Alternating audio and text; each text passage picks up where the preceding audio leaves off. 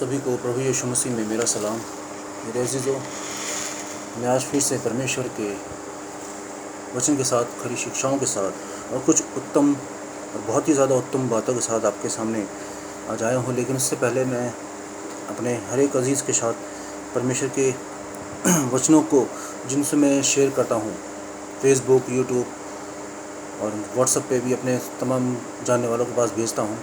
लेकिन व्हाट्सएप पे और फेसबुक पे पूरी वीडियो, पूरा वचन, पूरी शिक्षाएं और पूरे जो बातें हैं आप तक नहीं पहुंच पाती बहुत सौ के पास। तो मेरी गुजारिश है, जो कोई भी मेरी वीडियो मेरे द्वारा परमेश्वर की शिक्षाओं को प्राप्त करना चाहते हैं और जिनको अच्छी लगती है मेरी बातें, जिनको समझ में आते हैं परमेश्वर की शिक्षाएं, जिनको लगता है कि सही है, तो उनके लिए मैं कहना चाहूँ कि आप YouTube पे जाकर मेरी वीडियोस को, मेरे द्वारा परमेश्वर की खरी शिक्षाओं को, परमेश्वर की बातों को, जो बहुत ही गंभीर बातें हैं, उनको आप सुन सकते हैं YouTube पे जाकर।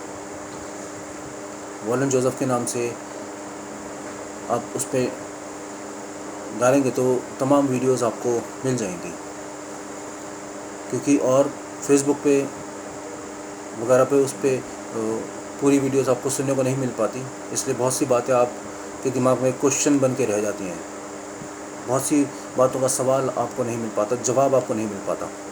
तो इसलिए हर बात के जवाब के लिए अगर आप चाहते हैं जानना, सीखना, आपको रुचि है परमेश्वर के वचन में, खरी शिक्षाओं में, अच्छी बातों को सीखने की रुचि है, खरी शिक्षाओं को जानने की, सीखने की, समझने की रुचि है, इंटरेस्ट है आपका, तो यूट्यूब पे जाकर आप मेरी तमाम वीडियोज़ को देख सकते हैं, सुन सकते हैं और हर एक वचन से रिलेटेड जितनी भी खरी शिक्षाएं, गंभीर बातें हैं, उनको आप समझ सकते हैं, सीख सकते हैं और उनके द्वारा आप बहुतों को सिखा सकते हैं और बहुतों को समझा सकते हैं। खुद पहले सीखें अच्छे से, खुद अच्छे से गंभीरता से उनको सुने, पढ़ें और अच्छे से रीड करें और फिर दूसरों को सिखाएं।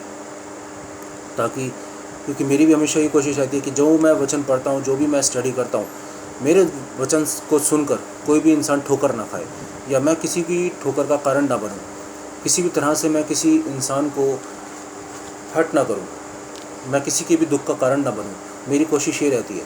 इसलिए मेरा वचन हमेशा सटीक होता है, खरा होता है। और अगर किसी को किसी तरह की मिसअंडरस्टैंडिंग होती है, किसी तरह की कोई गलतफहमी होती है, तो मेरी कोशिश रहती है कि मैं हर एक को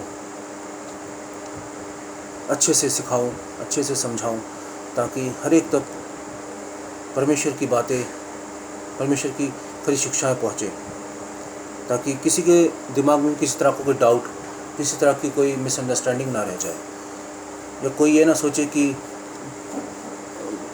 मैं किसी तरह की कोई गलत गाइड कर रहा हूँ किसी को। इसलिए मेरी हमेशा पूरी अपनी तैयारी के साथ, पूरी अपनी अच्छी स्टडी के साथ, पूरी ईमानदारी के साथ, किसी तरह का कोई लालच नहीं, किसी तरह का कोई ऐसा स्वार्थ नहीं जिससे कि किसी को लगे कि मैं पैसा कमाने के लिए या अपनी पढ़ाई के लिए, अपनी तारीफ़ के लिए कुछ बोल रहा हूँ। इसलिए आप भी अपना आप ऐसे तैयार करके कईयों के आशीष का कारण बन सकते हैं, कईयों का मार्गदर्शन आप कर सकते हैं। इसलिए मेरी तमाम वीडियोस को सुनने के लिए आप यूट्यूब पर जाकर सुन सकते हैं और आपको वहाँ पूरी वीडियोस, पूरी शिक्षाएं उन पूरी वीडियोस में सुनने को मिलेंगी और आपको बहुत कुछ सीखने को मिलेगा। आज मैं जो वचन आपके साथ पढ़ूँगा वो है कुलुसियो, उसका 4 बाब और उसकी 6वीं आयत में। कुलुसियो चैप्टर 4 वर्सेस 6, उसकी जो वर्ड्स है जहाँ से शुरू हो रहा है वो छोटी सी लाइन है, वो है 6, जिसमें ये इस प्रकार कहता है, तुम्हारा वचन सदा अनुग्रह सहित हो। तुम्हारा वचन मतलब जो भी आप शिक्षा दे रहे हो, जिस किसी को भी आप कोई भी शिक्षा दे रहे हो, कोई भी बात सिखा रहे हो, समझा रहे हो, तो वो अनुग्रह सहित हो। अनुग्रह, ऐसा अनुग्रह जिससे कि हर एक इंसान का उद्धार हो, चाहे कोई किसी भी धर्म का हो, हिंदू हो, मुस्लिम हो, सिख, ईसाई, कोई भी हो, हर एक इंसान का उद्धार हो। हर एक इंसान ग्रंथों की, जितने भी ग्रंथ हैं, जितने भी परमेश्वर की बातें हैं, गंभीर शिक्षाएं हैं, गंभीर बातें हैं, उनकी जड़ तक पहुँचे हर एक इंसान, और वो गंभीरता से हर एक बात को सीखने वाला हो, समझने वाला हो, ताकि हम रीति रिवाजों में या त्योहारों तक सीमित ना रहें, उन्हीं को अपना जीवन का आधार बनाकर ना रखें, बल्कि उनसे ऊपर उठें, जो कि परमेश्वर की मर्ज़ी है, जो कि परमेश्वर खुदा अल्लाह भगवान सब चाहते हैं कि हम उनसे ऊपर उठें। हमें इन रीति रिवाजों में, इन त्योहारों में बने नहीं रहना, हमें इनसे ऊपर उठना है। हमें बहुत ही गंभीरता से इन तमाम शिक्षाओं को पढ़ना है, सीखना है, समझना है, और इन शिक्षाओं को प्राप्त करने के साथ साथ हमें इस बात का ध्यान हमेशा रखना है कि हमें किसी तरह का घमंड ना आए, लालच ना आए, और साथ ही साथ इस बात का भी ध्यान रखना है कि हमें हर एक इंसान के लिए अनुग्रहकारी इंसान बनना है। हमारी बातों से, हमारी शिक्षाओं से, हमारे वचनों से हर एक को अनुग्रह मिले परमेश्वर की ओर से, क्योंकि जब कोई सही शिक्षा की तरफ दौड़ता है तो परमेश्वर की ओर से उसको अनुग्रह मिलता है, आशीष मिलती है, बरकत मिलती है, सामर्थ्य मिलती है, हर एक तकलीफ़ को, परेशानी को दूर करने की सामर्थ्य मिलती है जो सही दिशा में दौड़ता है। आज कई लोग दौड़ते हैं, लेकिन वो स्वार्थ से दौड़ते हैं। किसी को पैसे का स्वार्थ है, किसी को नाम कमाने का, शोहरत कमाने का स्वार्थ है, लेकिन जो ईमानदारी से दौड़ता है, परमेश्वर की शिक्षाओं के अनुसार दौड़ता है, खरी शिक्षाओं के अनुसार दौड़ता है, पूरी ईमानदारी से, वफादारी से दौड़ता है, उसमें किसी तरह का लालच नहीं होता, लोभ नहीं होता, संसारिक रीति रिवाजों को मनाने की इच्छा नहीं होती। वो खुशियाँ मनाता है, त्योहारों को एंजॉय करता है, लेकिन वो उनमें मन नहीं लगा कर रखता। वो संसारिक मौज मस्ती भी करता है, लेकिन वो उनमें मन नहीं लगा कर रखता। और साथ ही साथ इस बात का ध्यान रखता है कि मैं खुद के लिए भी ठोकर का कारण ना बनूं, ना ही किसी और इंसान के लिए ठोकर का कारण बनूं। वो इंसान इस बात का हमेशा ध्यान रखेगा जो खरे शिक्षाओं का भूखा है, जिसको खरी शिक्षाएं पसंद आती हैं, जिसको खरी बातें पसंद आती हैं, वो इन सब बातों का ध्यान रखेगा, क्योंकि उसके अंदर ईमानदारी है परमेश्वर के प्रति, परमेश्वर की अच्छी बातों के प्रति, आत्मिक बातों के प्रति, रूहानी बातों के प्रति उसके अंदर ईमानदारी है। इसलिए वो कभी भी अपने आप को किसी भी रीति से गलत नहीं होने देगा। वो पार्टीज़ करेगा, वो घूमेगा फिरेगा, एंजॉय करेगा, मूवीज़ भी देखेगा, लेकिन सब कुछ करने के बावजूद भी वो अपने आप को किसी रीति से गलत नहीं होने देगा, क्योंकि उसकी ईमानदारी जो उसके परमेश्वर के साथ है, उसके भगवान के साथ, उसके खुदा के साथ, उसके अल्लाह के साथ है, जो उसकी ईमानदारी वो उसको गलत होने नहीं देती। और वो अपने पिता का, जो आत्मिक उसका पिता होता है, वो उसका दामन, उसका आंचल पकड़ के रखता है, उसका जो कुर्ता है वो पकड़ के रखता है, उसका हाथ, उसकी उंगली, आप जो मर्जी कह लीजिए, वो उसको पकड़ के रखता है। उसका परमेश्वर अपने पिता का, अपने गुरु का हाथ पकड़ के रखता है, जो आत्मिक गुरु है, संसारिक गुरु नहीं, जो आत्मिक गुरु है, जो आत्मिक पिता है, जो रूहानी पिता है, उसकी उंगली पकड़ के रखेगा, उसका हाथ पकड़ के रखेगा, उसका कुर्ता पकड़ के रखेगा, ताकि मैं किसी भी रीति से अलग ना हो जाऊं, अपने पिता से अलग ना हो जाऊं। जो मेरा आत्मिक रूहानी पिता है, जो आत्मिक पिता है मेरा, मैं उसकी शिक्षाओं से अलग ना हो जाऊं, क्योंकि अगर शिक्षा से हम अलग होते हैं तो हम अपने पिता से अलग हो जाते हैं। जो हमारा आत्मिक पिता है, हम उससे अलग हो जाते हैं। इसलिए जो शिक्षा में बना रहता है, जो सटीक बातों में, जो गंभीर बातों में बना रहता है, वो किसी भी तरह से, चाहे वो खाए पिए, पार्टी बनाए, घूमे फिरे, मूवीज़ देखे, वो किसी भी रीति से लेकिन अलग नहीं होगा अपने पिता से, क्योंकि जो रिश्ता बाप बेटे का है वो आत्मिक रिश्ता है, वो रूहानी रिश्ता है, वो संसारिक दुनियावी रिश्ता नहीं है। जैसे आज संसार में हम देखते हैं कितने ऐसे बेटे हैं, कितनी इतनी बेटियां हैं जिन्होंने अपनी माँ को घर से निकाल दिया है, जितने अपने पिता को घर से निकाल दिया है। हम आए दिन ऐसी कितनी खबरें देखते हैं। कितने बच्चे हैं जो आज अपने माता पिता की मन से इज्जत कर रहे हैं, मन से सेवा कर रहे हैं, बहुत ही कम है, क्योंकि जो संसार का देवता है शैतान की बातें, शैतान की लालच भरी बातें, शैतान के लुभावने वाली बातें, रीति रिवाजों की बातें, हम उनमें लगे रहते हैं, और जिसकी वजह से जो हमारी आत्मिक ध्येय है, जो हमारी आत्मिक जीवन होना चाहिए जिस तरह से हमारा, वो ध्येय हमारा बिगड़ता जाता है। हमारे अंदर वो ईमानदारी नहीं होती, हमारे अंदर वो वफादारी नहीं रह जाती। इसलिए ज़रूरी है कि हम ग्रंथों को गंभीरता से पढ़ें और रीति रिवाजों पे बिल्कुल भी ना चलें, क्योंकि कई ग्रंथों में ऐसी भी शिक्षाएं होती हैं जो रीति रिवाजों को लेकर चलती हैं। लेकिन परमेश्वर चाहते हैं, ठीक है, परमेश्वर ने दी है, आपको रीति रिवाज दिए हैं, त्यौहार बनाने की इजाज़त दी है। त्यौहार, कोई सा भी त्यौहार हो, त्यौहार बनाएं, रीति रिवाजों को फॉलो करें, लेकिन परमेश्वर खुद चाहते हैं, खुदा अल्लाह भगवान खुद चाहते हैं कि हम उन सबसे ऊपर उठें। हम तस्वीरों में बने ना रहें, हम किसी भी तरह की जो फ़ोटोज़ होती हैं, तस्वीरें होती हैं, उनमें बने ना रहें, हम उन सबसे ऊपर उठें।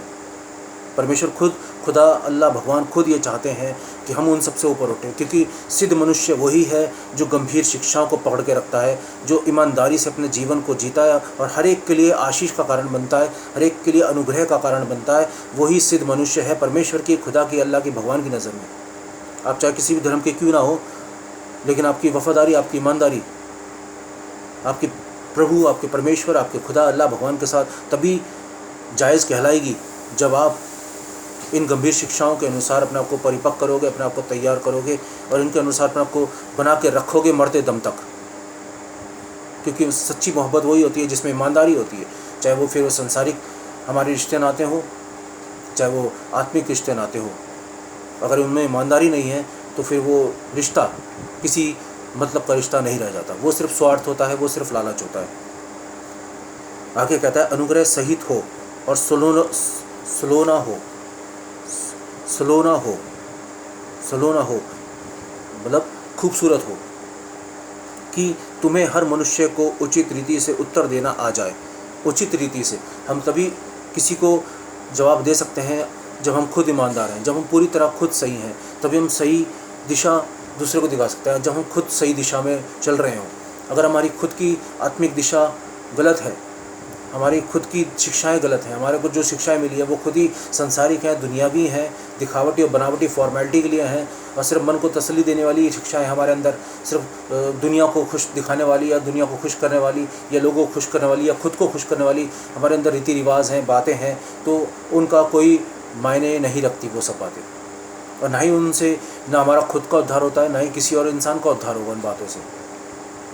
इसलिए ज़रूरी है कि हम अपने आप को ऐसा सटीक बना के रखें तमाम गंभीर बातों के प्रति कि हम हर एक इंसान का सही मार्गदर्शन करने वाले बन पाएँ और हर एक इंसान के आशीष का कारण बने, हर एक इंसान के उद्धार का कारण बने। इसी के साथ एक वचन और मैं शेयर करूंगा आपके साथ, जो कि है 1 कुरिन्थियों और उसकी 23वीं आयत। 1 कुरिन्थियों उसकी 23वीं आयत,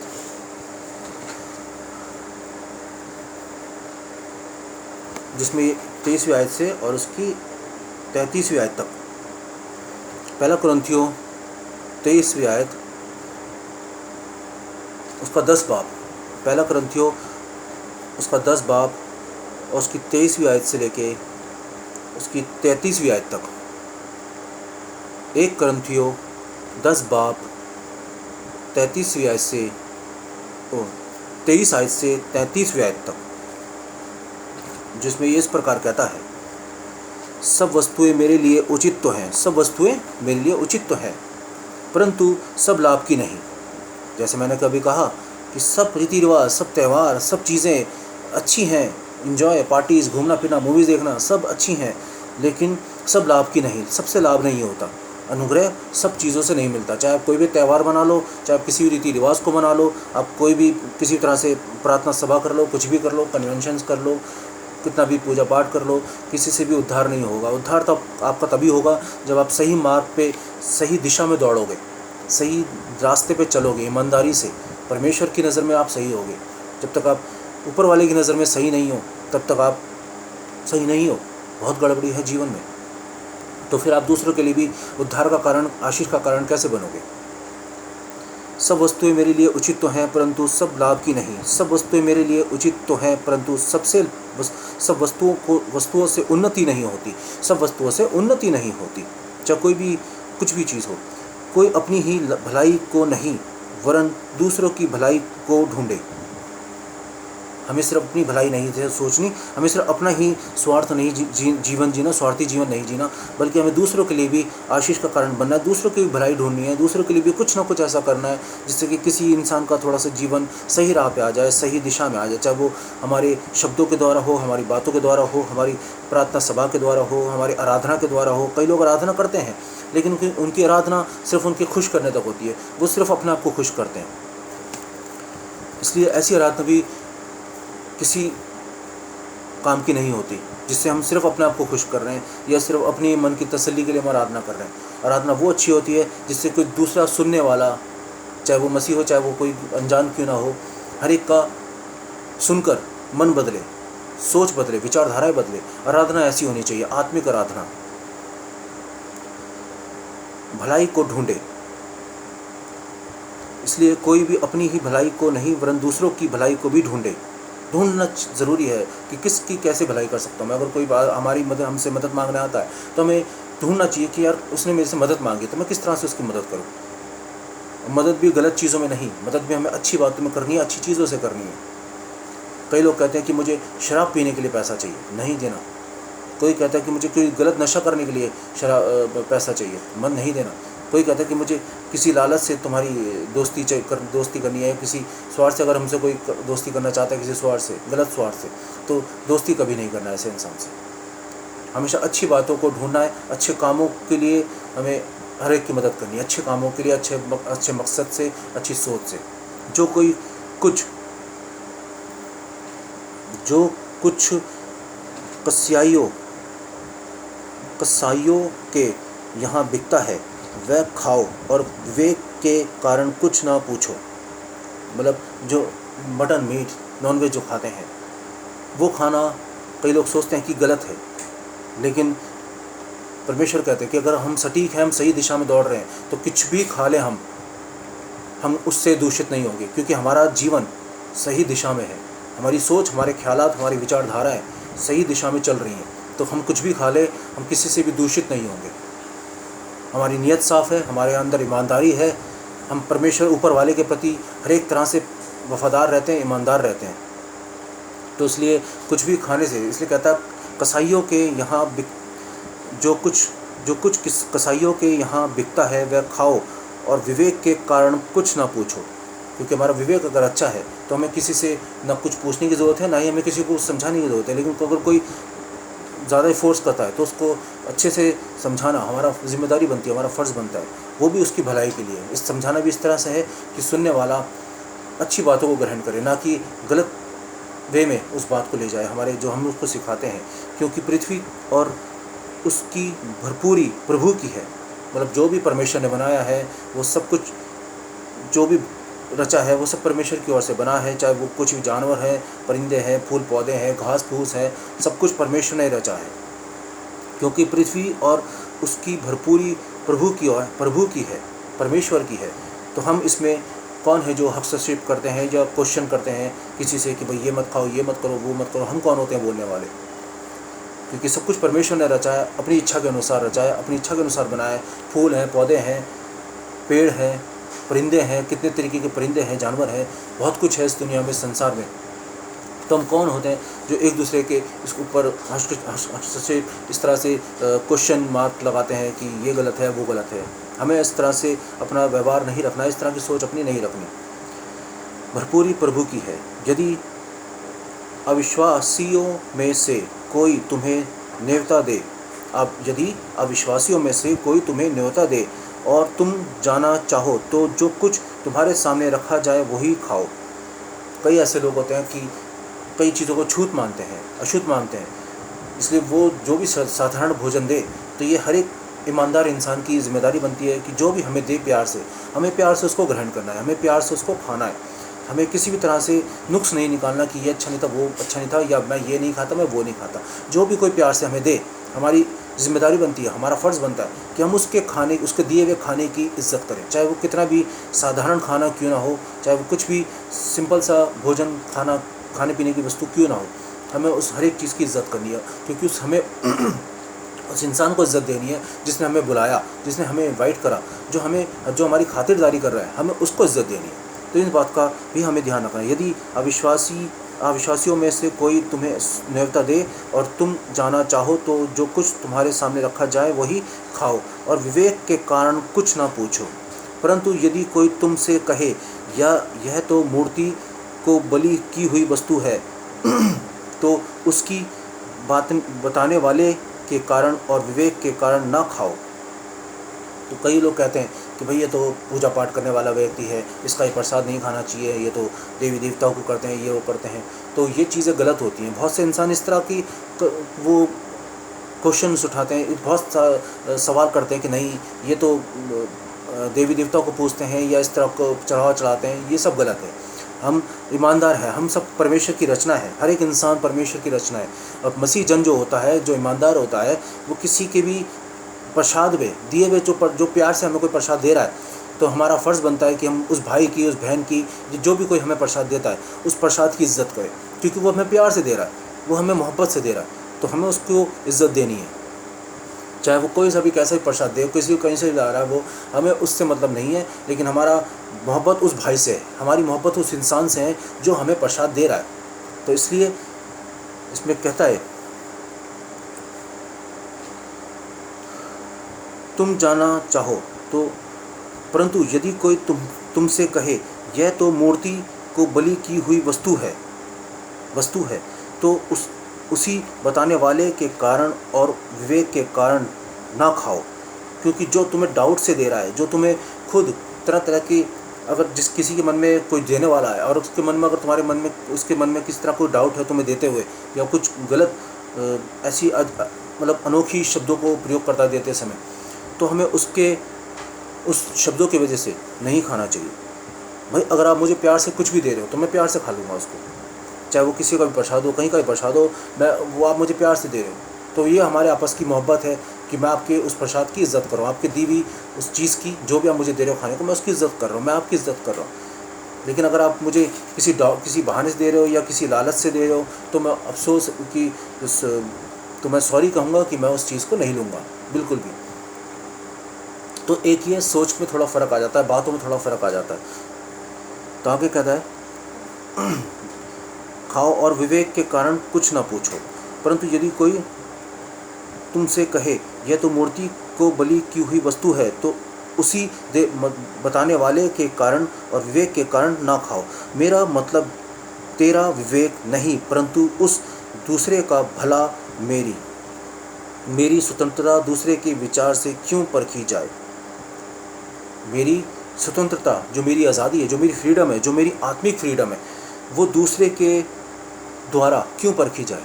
मतलब दूसरा अगर मुझे किसी डाउट से दे रहा है, किसी कुछ बता के दे रहा है कि ये तो उसका बलि किया हुआ है, ऐसा है वैसा है, तो फिर वो मुझे क्यों ऐसे परख के दे रहा है। अगर उसको देना है तो बिना कुछ कहे कि भाई ये प्रसाद है, बस ये और ये, या ये मैं वहाँ से लाया था, ये आपके लिए है, और तो बस मेरी ईमानदारी बनती है, वो उसकी ईमानदारी बनती है कि वो बिना कुछ कहे मुझे चुपचाप से प्यार से खिलाए, और मेरी ईमानदारी बनती है कि मैं प्यार से खाऊँ। ये हमारे भाइयों का, ये हमारे इंसानों का आपसी प्रेम का रिश्ता है जिसको परमेश्वर पसंद करते हैं। तो इसलिए खाने पीने की बातों को लेकर हमें, या किसी भी प्रसाद को लेकर हमें आपस में किसी तरह की गलतफहमियां नहीं पालनी, चाहे कोई किसी भी धर्म का हो, कोई किसी भी पंथ का हो, कोई भी कुछ भी खाए पिए, लेकिन कोई किसी खाने पीने की चीज़ को लेकर या प्रसाद को लेकर कोई भी एक दूसरे पे इस तरह से डाउट ना करे, क्योंकि हमारा इंसानों का रिश्ता प्रेम का होना चाहिए, जो वो प्रेम जो परमेश्वर हर एक इंसान से करते हैं। मतलब तेरा विवेक नहीं, परंतु उस दूसरे का भला, मेरी स्वतंत्रता दूसरे के विचार से क्यों परखी जाए। यदि मैं धन्यवाद करके साझी होता हूँ, तो जिस पर मैं धन्यवाद करता हूँ उसके कारण मेरी बदनामी क्यों होती है। तो अब जब मैंने कुछ भी धन्यवाद परमेश्वर का करके खा ली है कुछ भी चीज़, तो उस पर मेरी बदनामी क्यों होती है कि भाई वो तो उसने तो उसको वो चीज़ दी थी और वो प्रसाद दिया था, उसने वो खा लिया, तो उसकी वो कौन होता है मेरा न्याय करने वाला, वो कौन होता है मेरी इस तरह से बदनामी करने वाला, ये बोलने वाला। भाई आपने मुझे कुछ प्यार से दिया, मैंने प्यार से खा लिया, इसमें ना तो देने वाला कोई गलत है, ना इसमें कोई लेने वाला कोई गलत है, तो इसमें बदनामी की किसी तरह से कोई बात नहीं आनी चाहिए। इसलिए तुम चाहे खाओ चाहे पियो, चाहे खाओ चाहे कुछ भी पियो, चाहे जो कुछ करो, सब कुछ परमेश्वर की महिमा के लिए करो।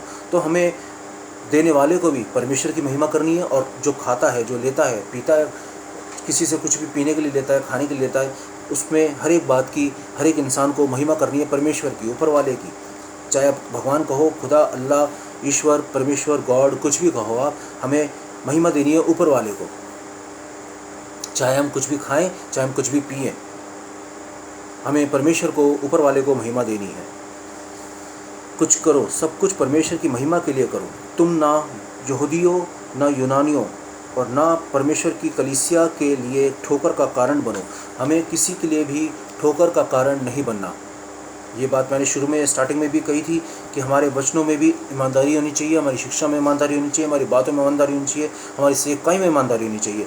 और इसी तरह से ये आगे कहता है कि तुम यहूदियों ना यूनानियों और ना परमेश्वर की कलीसिया के लिए ठोकर का कारण बनो। आज कई लोग हैं, आज कई ऐसे प्रचारक हैं, आज कई ऐसे सेवक हैं खुदा के मानने वाले जो कलीसियाओं के लिए, लोगों के लिए ठोकर का कारण बन रहे हैं। क्यों?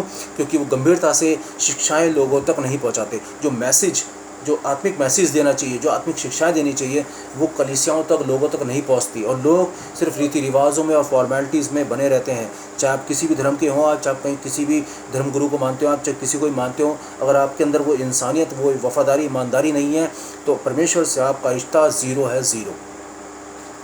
पहले भी हम ये देख चुके हैं, कोरोना वायरस में कितनी जब मौतें हुई, तो अगर सब इंसान ईमानदार होते तो इतनी ज़्यादा मौतें पूरी दुनिया में नहीं होती। क्या हिंदुस्तान, क्या पाकिस्तान, क्या फॉरेन कंट्रीज़, सब जगह कितनी, हर एक धर्म का इंसान मरा था उसमें।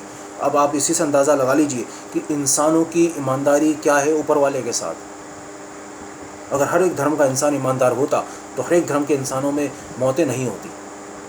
तो इसलिए ये परखना बहुत ज़रूरी है हर एक धर्मगुरु को, हर एक प्रचारक को, कि हमारी ईमानदारी कैसी है परमेश्वर के साथ, हमारी आपसी इंसानों के साथ ईमानदारी कैसी है। क्या हम रीति रिवाजों को लेकर जी रहे हैं अभी भी, दुनियावी बातों को लेकर जी रहे हैं अभी भी, या सच में हम परमेश्वर को वो महिमा दे रहे हैं जो उसको देनी चाहिए।